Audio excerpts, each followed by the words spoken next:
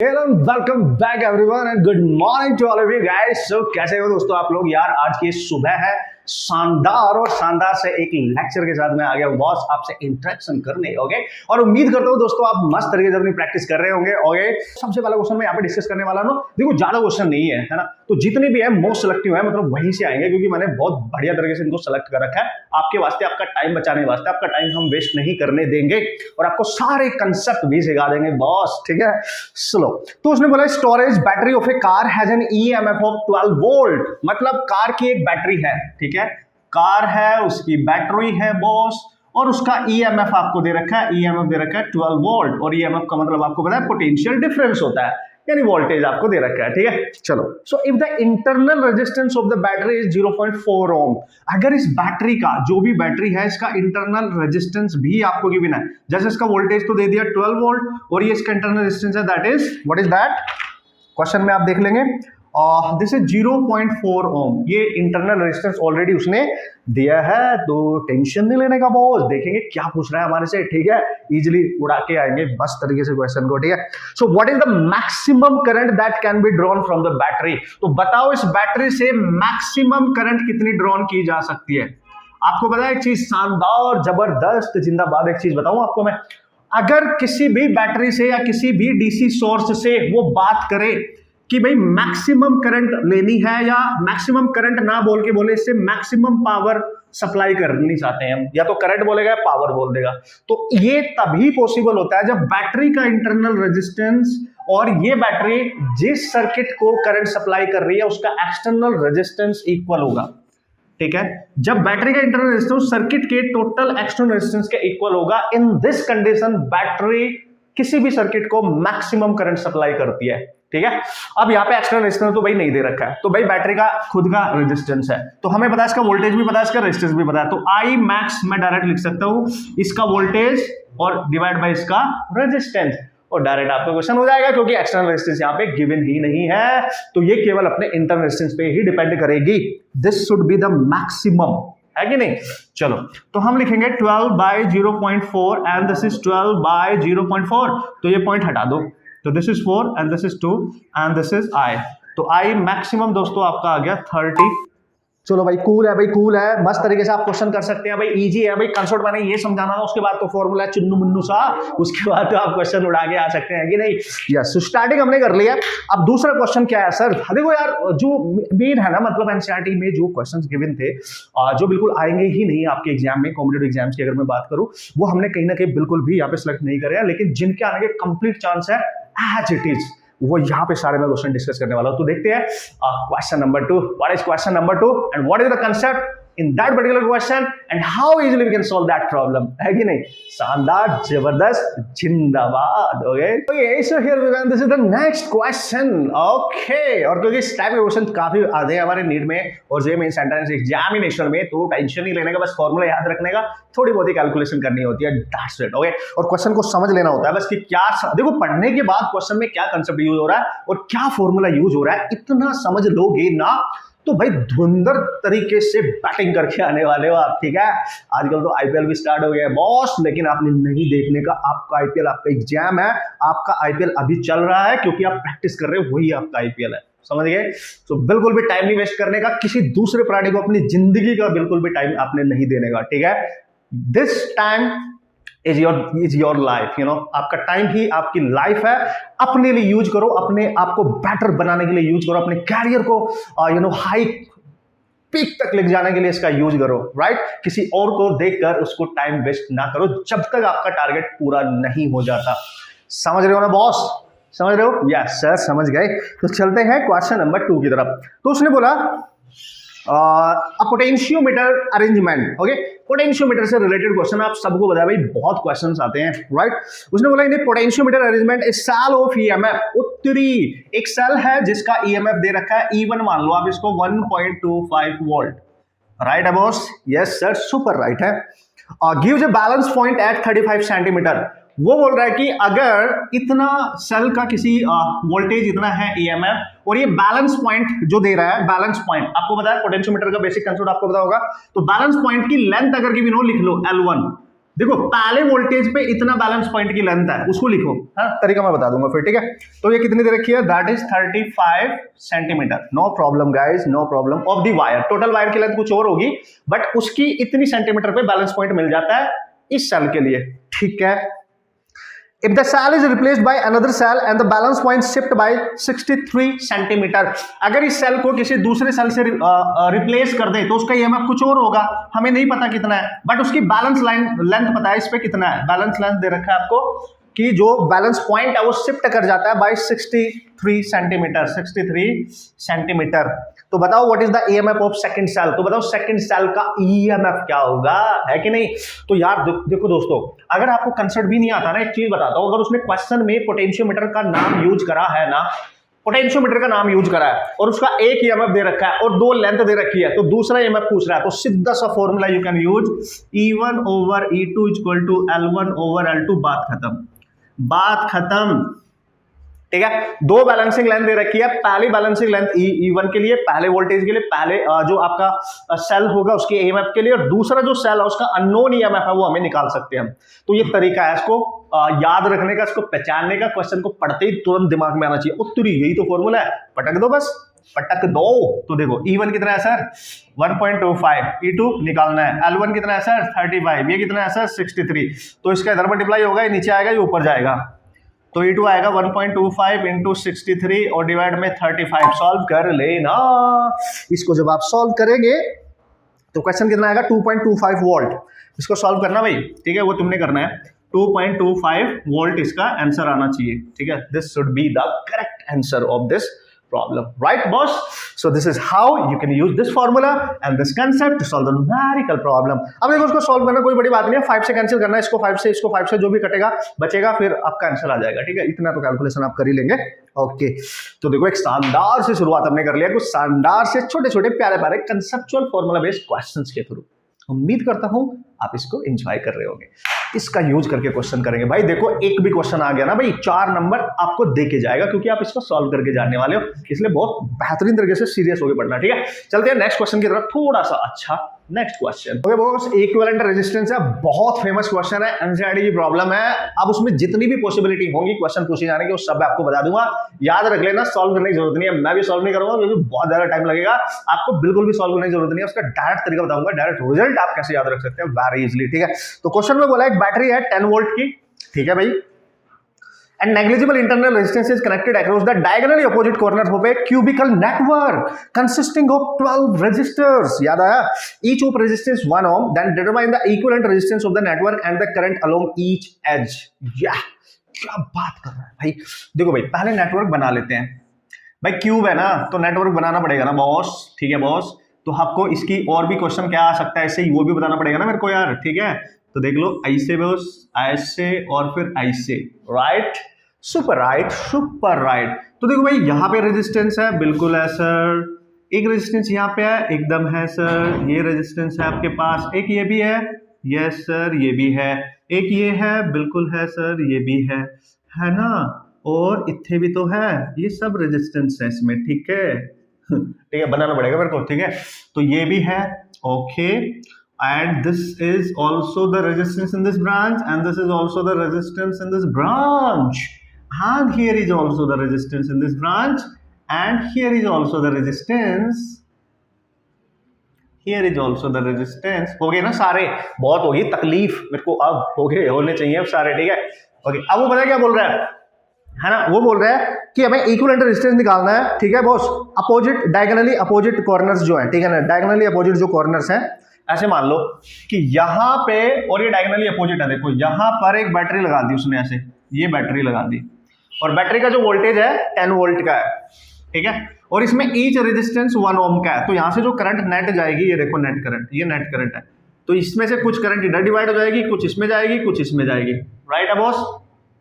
तो यहां से जो भी करंट जाएगी देखो, इसमें कुछ, इसमें कुछ, इसमें, ठीक है, और ये रेजिस्टेंस सेम है, 1 1, ये भी 1, ये भी 1, ये भी, हर रेजिस्टेंस 1 1 ओम है, हर रेजिस्टेंस 1 ओम, तो आप निकाल सकते हैं, कोई पंगा नहीं है, हर रेजिस्टेंस में करंट निकाल सकते हैं, ठीक है, हर रेजिस्टेंस में, ठीक है।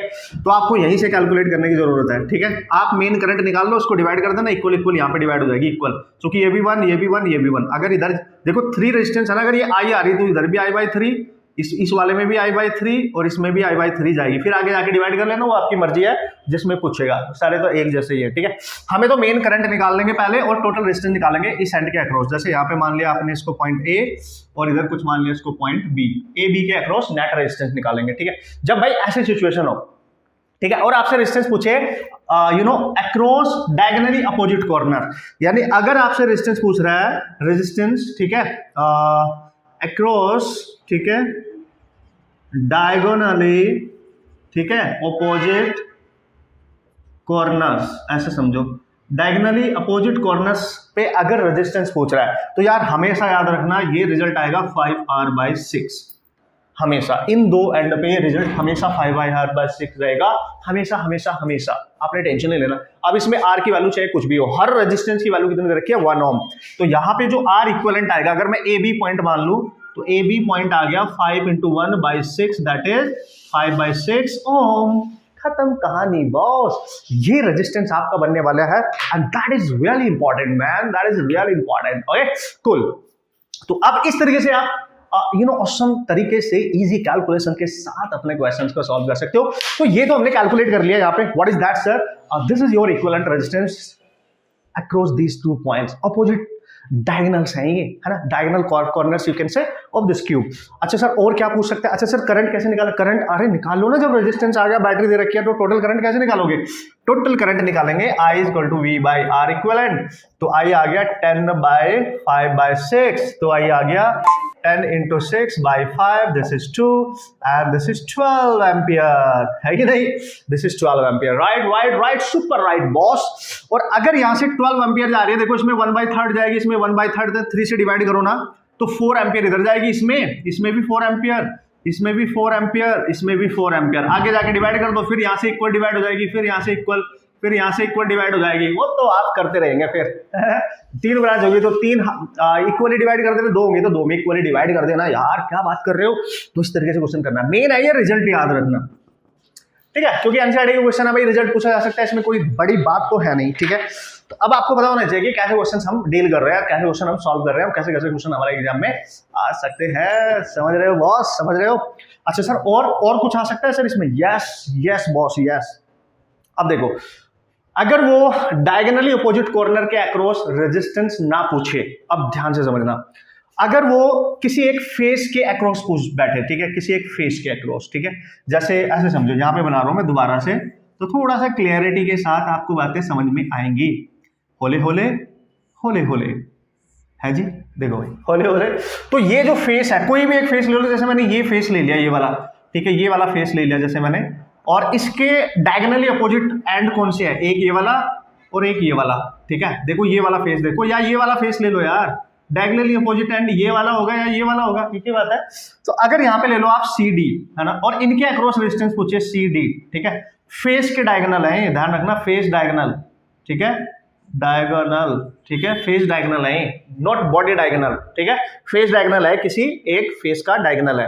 तो यहाँ पे जो रेजिस्टेंस आएगा इन दो के अक्रॉस, वो आएगा 3R/4, याद रखना भाई, याद रखना, बिल्कुल याद रखना, ठीक है।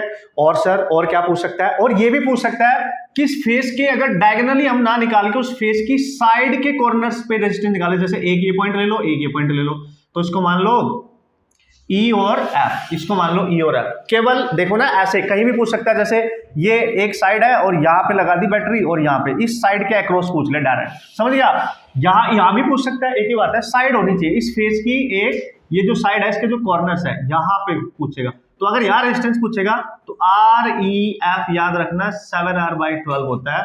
ये आपको रिजल्ट याद रखने directly, you have to remember all these results directly guys, ठीक है, यस, समझ गए आप। तो इस तरीके से आप क्वेश्चन सॉल्व कर सकते हो इजीली। तो ये भी था आपका ऑसम क्वेश्चन, इसमें 3 रिजल्ट इंपॉर्टेंट होते हैं, तीनों मैंने बता दिए, एक बार फिर से बता देता हूं। बॉडी डायगोनल के कॉर्नर पे जो इक्विवेलेंट रेजिस्टेंस है 5R/6, किसी एक फेस के डायगोनल के एंड पे जो रेजिस्टेंस है वो दिस इज 3R/4, और किसी एक फेस के साइड के कॉर्नर पे जो रेजिस्टेंस होगा दैट इज 7R/12। क्लियर है। और अगर वोल्टेज दे रखा है तो टोटल करंट भी निकाल सकते हो, इस रेजिस्टेंस में करंट भी निकाल सकते हो यार। चले आगे बढ़े।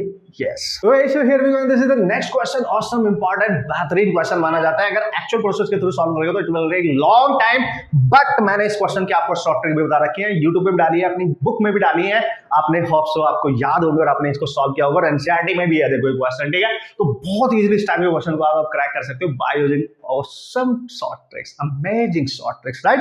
तो चलो देख लेते हैं क्वेश्चन में क्या बोला गया। उसने बोला determine the current drawn from a 12 volt battery, right, with the internal resistance 0.5 ohm and by the infinite network shown in the figure, each resistance has 1 ohm resistance। Her register का resistance 1 ohm है। Circuit बना देता हूं यार, circuit बना देता हूं। तो देखो एक रेजिस्टेंस ये रहा, एक रेजिस्टेंस दिस वन, दूसरा resistance this one, her branch में रेजिस्टेंस है, मतलब इधर भी, इथे भी एंड इथे भी, ठीक है। इस तरीके से आप समझ जाएंगे। अब देखो आपको याद आ रहा होगा, ऐसे ऐसे क्वेश्चन मैंने बहुत सारे सॉल्व करे हैं और बहुत सारे फंडों से सॉल्व करे हैं बॉस, तो इस तरीके से अब आप समझ जाएंगे, ठीक है। और यहाँ पे एक बैटरी लगा रखी है, उसका इंटरनल रेजिस्टेंस लगा रखा है, ये बैटरी है, इसका वोल्ट है 12, 0.5 इसका इंटरनल रेजिस्टेंस है, और ये सिलसिला इन्फिनिटी तक जा रहा होगा, इस बात का ख्याल रखना। इनफाइनाइट नेटवर्क है ये, ऐसी सारी ब्रांचेस इन्फिनिटी तक जा रही होंगी बॉस, ठीक है। अब उसने बोला हर रेजिस्टेंस 1 ओम है, ये भी 1 ओम, ये भी 1 ओम, ये भी, this one, this one, this one and this one, this one, this one. हर रेजिस्टेंस जब हर ब्रांच में सेम हो, upper branch, middle branch, lower branch, हर, इसको बोलते हैं ladder form, infinity ladder form, infinity ladder form बोलते हैं boss. And how easily we can solve the problem, है ना।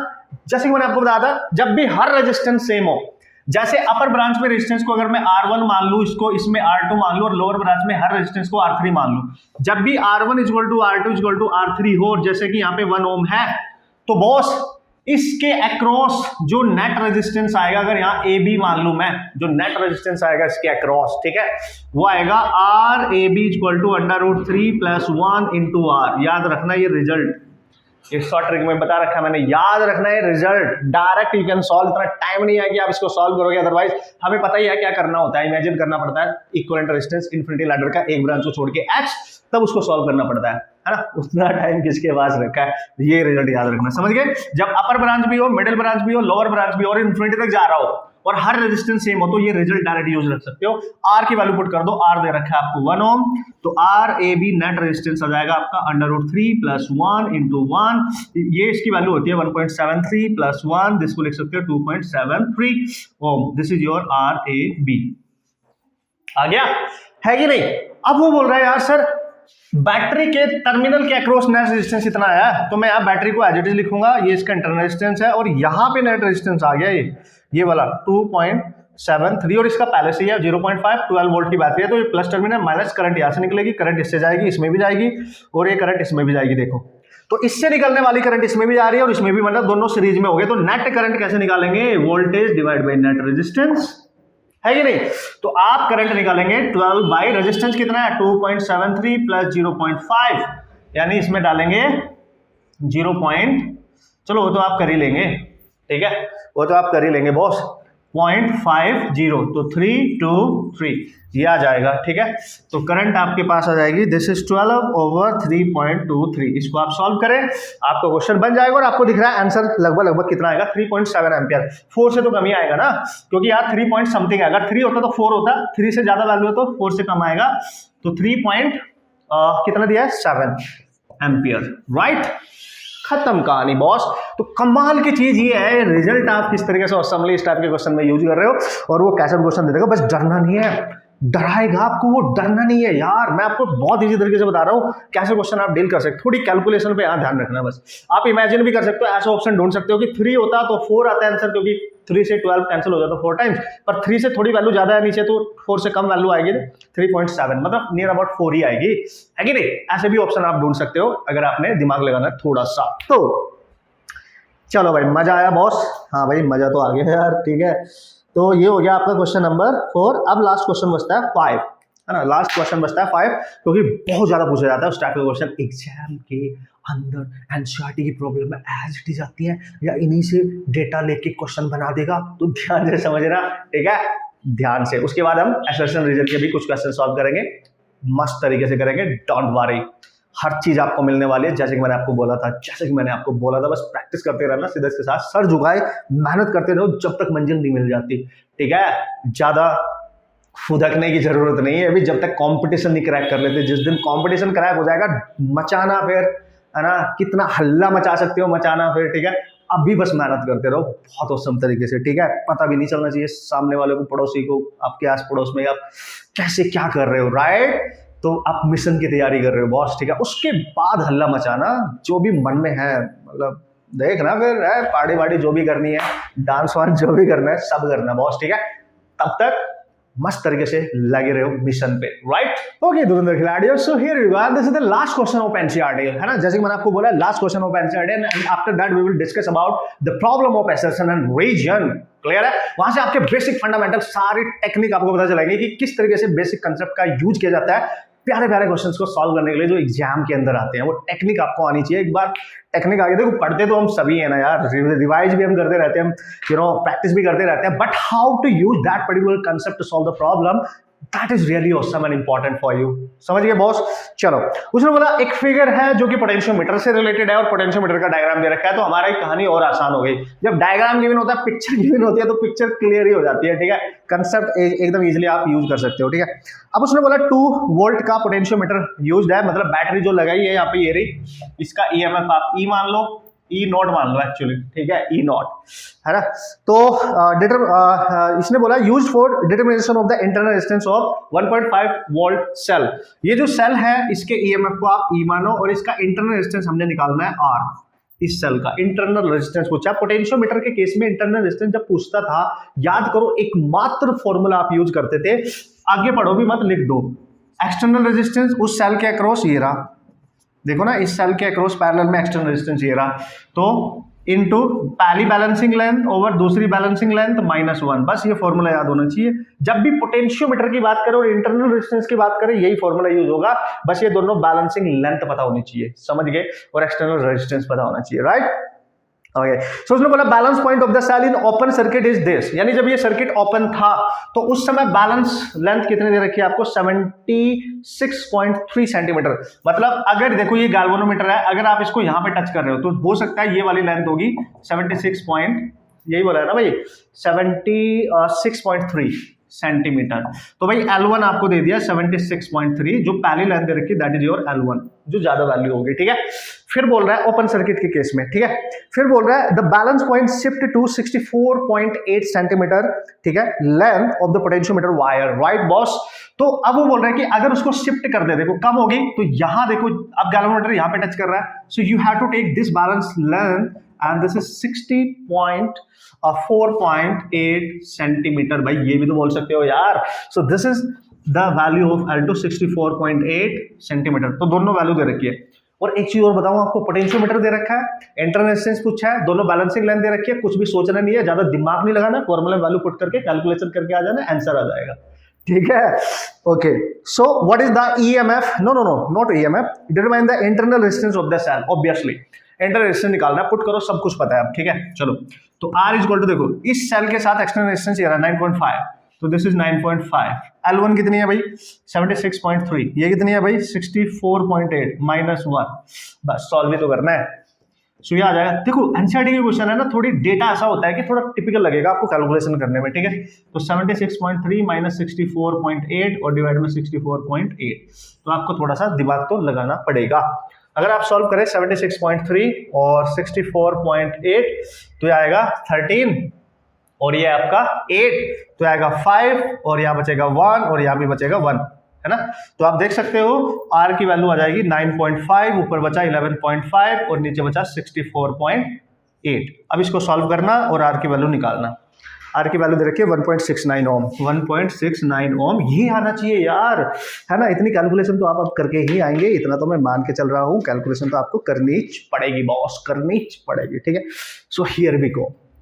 तो ये थे मोस्ट इंपोर्टेंट टाइप के एनसीईआरटी के कुछ क्वेश्चंस करंट इलेक्ट्रिसिटी से जो हमने यहाँ पर डिस्कस कर लिया बढ़िया तरीके से। अब बात करेंगे असर्शन और रीजन के क्वेश्चंस की। ओके, तो उम्मीद करता हूँ आप इनको बढ़िया से प्रैक्टिस करेंगे और इनको समझेंगे। और कैलकुलेशन पे देखो एक बेहतरीन पॉइंट बताता हूँ आपको, जितने भी एनसीईआरटी क्वेश्चन हमने डिस्कस करे ना, हम लास्ट में कहाँ फंसेंगे, कैलकुलेशन। तो इसकी प्रैक्टिस अच्छे से करके जाना, इसलिए छोड़ रहा हूँ जिससे आप घर पे करें और सॉल्व करें। अगर एज इट इज क्वेश्चन आया तो आपका आंसर का भी याद होना चाहिए और आपको कैलकुलेशन करनी भी आनी चाहिए। कैलकुलेशन में नहीं फंसने का, फिर वहां आप दिमाग लगाना कि किस तरीके से मैं इसको इजीली कैलकुलेट कर सकता हूं। तो so here we go and this is our first assertion reason problem. देखो भाई, कुछ असर्शन रीजन प्रॉब्लम 2-3 क्वेश्चन मैं यहां पे डिस्कस करूंगा, उसके साथ एक ग्राफिकल क्वेश्चन भी डिस्कस करूंगा, वेरी इंपॉर्टेंट, जिससे ग्राफ की तरीके भी आपको बदल जाए, किस टाइप के ग्राफ आता है, किस टाइप से क्वेश्चन बनाए जा सकते हैं और ऑसम तरीके से वैल्यू आपको मिलेगी। यार आपका कॉन्फिडेंस बढ़ेगा कि यार इस टाइप का क्वेश्चन आया तो भी मैं सॉल्व करके आ सकता हूं, राइट। सो पहला असर्शन रीजन आपको दे रखा है। देखो असर्शन को आप ध्यान से पढ़ो। देखो इस टाइप के क्वेश्चंस में ना आपको थ्योरेटिकली कंसेप्चुअली बहुत स्ट्रांग होना पड़ेगा, ठीक है, आपको समझना पड़ेगा, तभी तो असर्शन रीजनिंग है ये।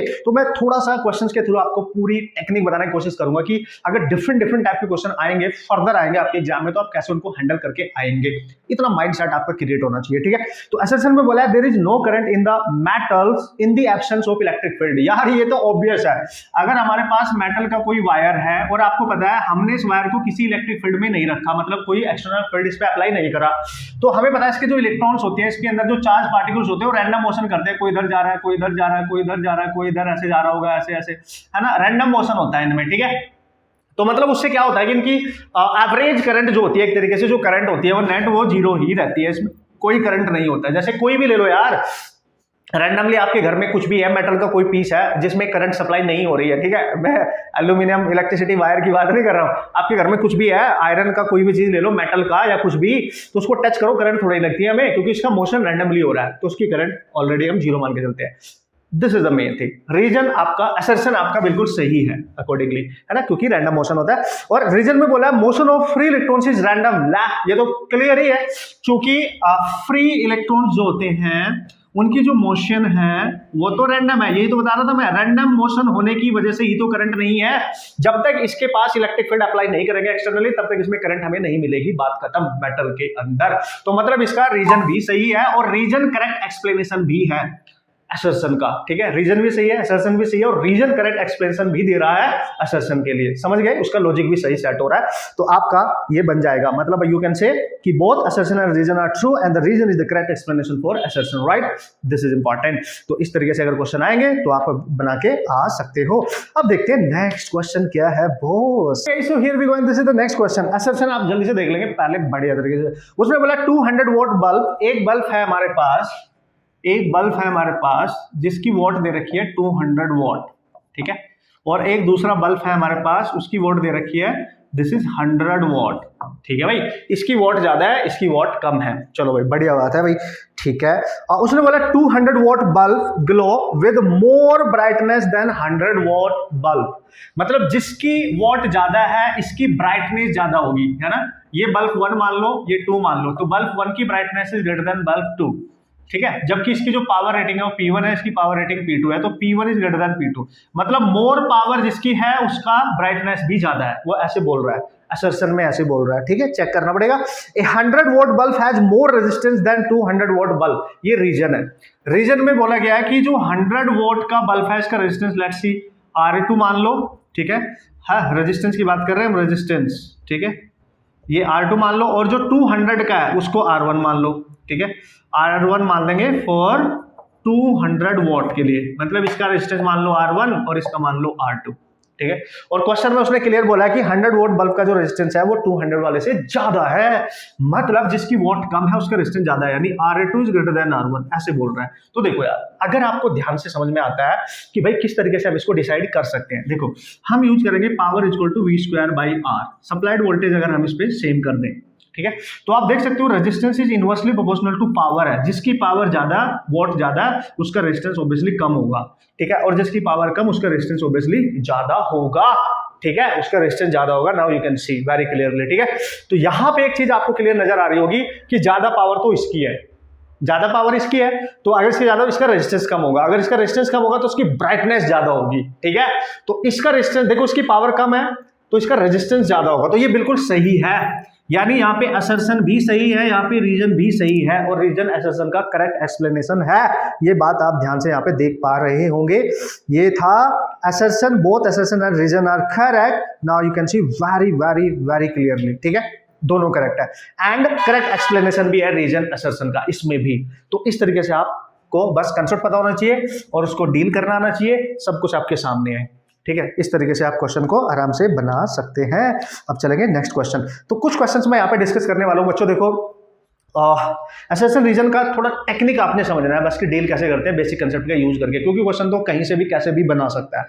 मैं बस ये बता रहा हूँ कि आप जो आपको कंसेप्ट आते हैं उनका यूज कैसे कर सकते हो, है ना, और कैसे डील करके आना है। असर्शन को भी देखना है, रीजन को भी देखना है, कंसेप्ट भी अप्लाई करना है, फिर उनको ये भी देखना है कि जो रीजन दिया है क्या वो असर्शन को कंप्लीटली सेटिस्फाई कर रहा है, ये भी चेक करना है। इतना दिमाग वहां लगाना जब कॉन्फिडेंट होगा तभी करना, ठीक है, मस्त तरीके से, ठीक है। Okay so here we end कुछ ग्राफिकल क्वेश्चन कर लेते हैं। जैसे कि मैंने आपको बोला ग्राफिकल क्वेश्चन करने भी लाजमी है, वरना सबाना लाजमी है, तो कंप्लीट हो जाएगा आपका पूरा सेंस कि किस तरह के क्वेश्चन आते हैं और किस तरीके से आप उनको ऑसम तरीके से डील करके आ सकते हैं। चलो, सबसे पहले क्वेश्चन में दिया है वी आई ग्राफ, ठीक है, voltage versus current graph. This is I and this is V, और हियर वी गो, और इन दोनों ग्राफ का टेम्परेचर दे रखा है T1 और इसका दे रखा है T2, और V लिखा है y एक्सिस पे, I लिखा है x एक्सिस पे। VI ग्राफ है, वोल्टेज वर्सेस करंट ग्राफ है। तो उसने बोला T1 T2 दो अलग अलग मटेरियल के लिए, कंडक्टर के लिए टेम्परेचर्स है, तो बताओ उनमें रिलेशन क्या होगा। यार क्या बात कर रहे हो, बता देंगे यार।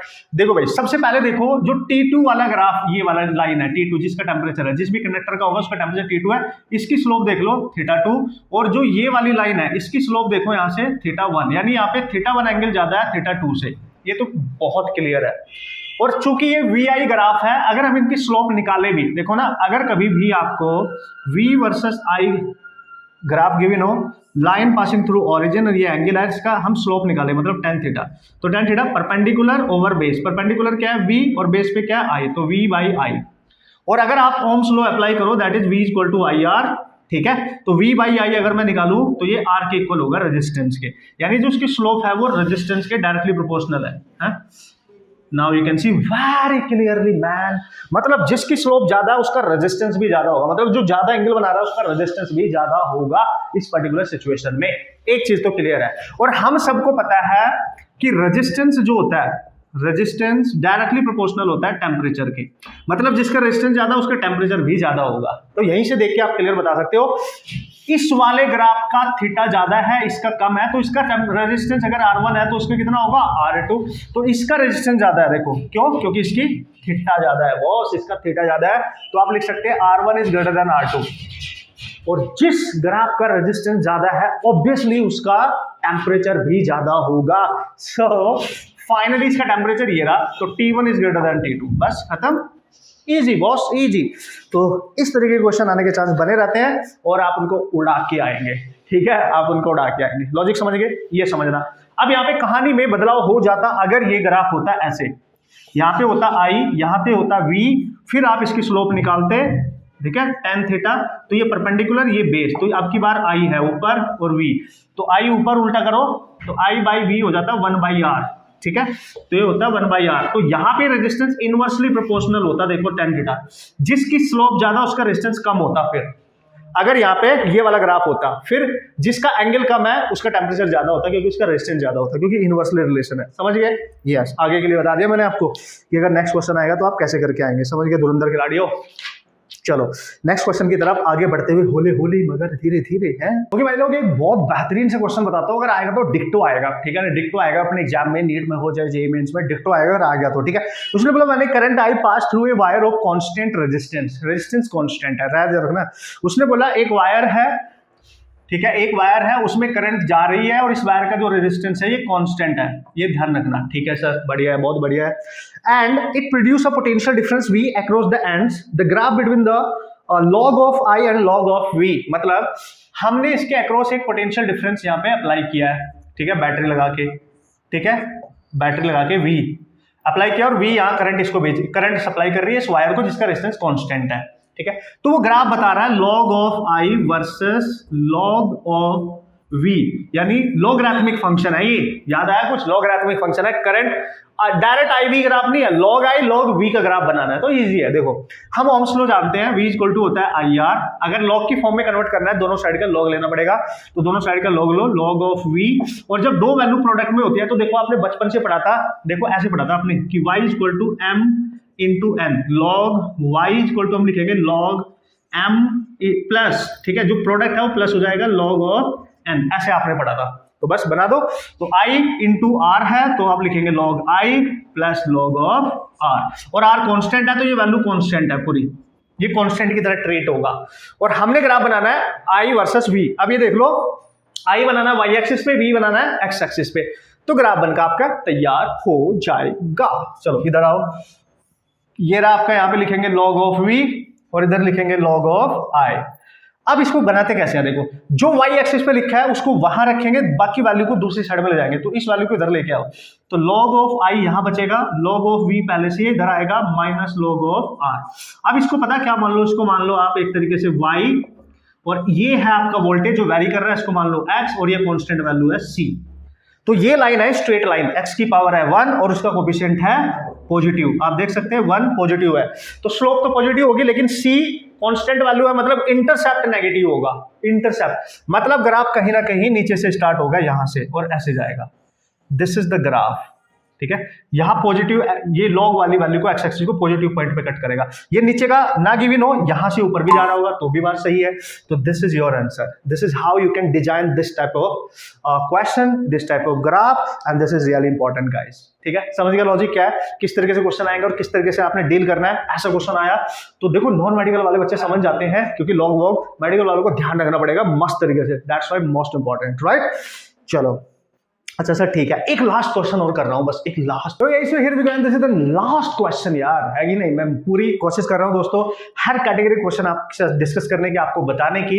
असोसिएशन रीजन के 2 क्वेश्चन हमने डिस्कस कर लिए, कुछ ग्राफ के क्वेश्चन कर लिए, और एनसीईआरटी तो पूरा जितना पॉसिबल था वो सब हमने यहाँ पे कर लिया है। तो मोस्ट इंपॉर्टेंटली आपका सारा टाइम बचेगा और हर कैटेगरी क्वेश्चन आप कहीं ना कहीं आप सॉल्व करके जा रहे हो, ठीक है। अब मेहनत करना अपनी तरफ से भी शिद्दत के साथ, ठीक है, पूरी शिद्दत के साथ। तो इस क्वेश्चन में पूछ रहा है resistance as shown in the figure is negative at, मतलब एक आईवी ग्राफ दे रखा है, करंट वर्सेस वोल्टेज ग्राफ, तो बता रहा है किस पॉइंट पे, ए पे, बी पे, सी पे रेजिस्टेंस नेगेटिव होगा। हमें बताना है किस पॉइंट पे आपका रेजिस्टेंस नेगेटिव होगा, ये बताना है हमने, ठीक है। तो कैसे बताएंगे, हमें पता है भाई जब भी आईवी ग्राफ होता है तो रेजिस्टेंस जो होता है, चूंकि आई लिखा है वाई एक्सिस पे और वी लिखा है वाई एक्सिस पे और वी लिखा है एक्स एक्सिस पे, तो इनवर्सली प्रोपोर्शनल होता है स्लोप के, अभी बताया था मैंने, अभी बताया था, ठीक है। तो स्लोप के ऊपर डिपेंड करेगा, ठीक है, स्लोप के ऊपर, स्लोप के ऊपर अगर if theta is greater than 90, अगर थीटा 90 से ज्यादा हो जाता है ना, तो स्लोप जो होती है जो tan थीटा होगा वो नेगेटिव वैल्यू देगा।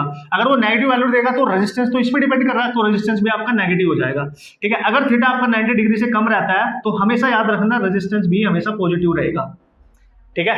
और थीटा ही 0 हो जाएगा, रेजिस्टेंस 0 हो जाएगा, समझ गए। चलो चेक करते हैं। सबसे पहले देखो पॉइंट ए पर जब आप एक स्लोप चेक करेंगे, स्लोप कैसे चेक करते हैं, एंगल कैसे चेक करते हैं, उस पॉइंट पे टच करती हुई एक लाइन खींचो जो एक्स एक्सिस को टच करनी चाहिए, और एक्स एक्सिस पे है वी, ठीक है। यहां केवल पॉइंट पे टच करेगी वो लाइन, ऐसे देखो ये खींच दी, और ये लाइन, ये जो एक्स एक्सिस है यानी वी वाली एक्सिस, इससे एंटी क्लॉकवाइज एंगल देखो इसके साथ जो कितना बन रहा है, ये लाइन इसके साथ कितना एंगल बना रहा है, देखो ये एंगल कहीं ना कहीं 90 डिग्री से ज्यादा नजर आ रहा होगा आपको, है ना, आ रहा है कि नहीं, कुछ भी होगा 90 से तो ज्यादा ही है, क्योंकि अगर 90 होता तो यहां होता है, ऐसे देखो यहां तक 90 होता, तो पक्का ए पॉइंट पर जो स्लोप है, ए पॉइंट पे जो स्लोप है थीटा ए जो है वो 190 से ज्यादा है, तो दैट्स व्हाई ए पॉइंट का रेजिस्टेंस पक्का नेगेटिव होगा, 100%। अब सॉल्व आगे चेक करने की जरूरत नहीं है, तो ए पॉइंट पर रेजिस्टेंस नेगेटिव होगा, ठीक है। अगर बी पे देखना है तो बी पे टच करती हुई लाइन देखो ऐसे है, अगर कोई लाइन किसी पॉइंट पर इस एक्सिस के पैरेलल हो जाए तो मतलब यहां पे एंगल 0 है, बी पे अगर 0 है तो इस पॉइंट पे रेजिस्टेंस भी 0 है। अगर आपसे रेजिस्टेंस 0 पूछता है कि किस पॉइंट पे है तो यहां होगा, समझ गए, मोस्ट इंपॉर्टेंट। अगर सी पॉइंट पे पूछेगा तो यहां पे टच करती हुई एक लाइन पीछे बढ़ाएंगे, और देखो ये लाइन सी पॉइंट पे जो है इससे एंटी क्लॉकवाइज अगर एंगल देखो, ये एंगल, ये जो एंगल नजर आ रहा है ये 90 से तो कम ही है, ठीक है, 90 से तो कम ही है, मतलब सी पॉइंट पे जो टेंजेंट है वो 90 से कम एंगल बना रही है, तो यहां पे स्लोप सी पॉइंट पे वो 90 से कम है, मतलब इसका रेजिस्टेंस पॉजिटिव आएगा। बस ये नोट करके लिख लेना, बस चाहे इसमें पूछे, इसमें पूछे, इसमें पूछे, खत्म कहानी, नेगेटिव पूछा था तो ए पॉइंट पे नेगेटिव होगा क्योंकि स्लोप नेगेटिव है, थीटा 190 डिग्री से ज्यादा जा रहा है। तो दोस्तों उम्मीद करता हूं आप समझ गए होंगे सारी कहानी मेरी जुबानी और ये सारे कंसेप्ट, ठीक है। मस्त तरीके से प्रैक्टिस करना, टेंशन नहीं लेने का, मैं आपके साथ हूं। ऑसम तरीके से मिलेंगे नेक्स्ट लेक्चर में बेहतरीन से टॉपिक के साथ और इन सारे न्यूमेरिकल प्रॉब्लम के साथ, एनसीईआरटी, एसोसिएशन रीजन, सम ग्राफिकल प्रॉब्लम्स, ठीक है। सारी प्रॉब्लम का सॉल्यूशन आपके पास है, अब बस आपने प्रैक्टिस करनी है। मेहनत करो जी तोड़कर, हर शौक से मुंह मोड़कर। जिस दिन रिजल्ट आएगा उस दिन मचा डालना, तब तक मेहनत करते रहना चुपचाप, समझ गए। And all the best.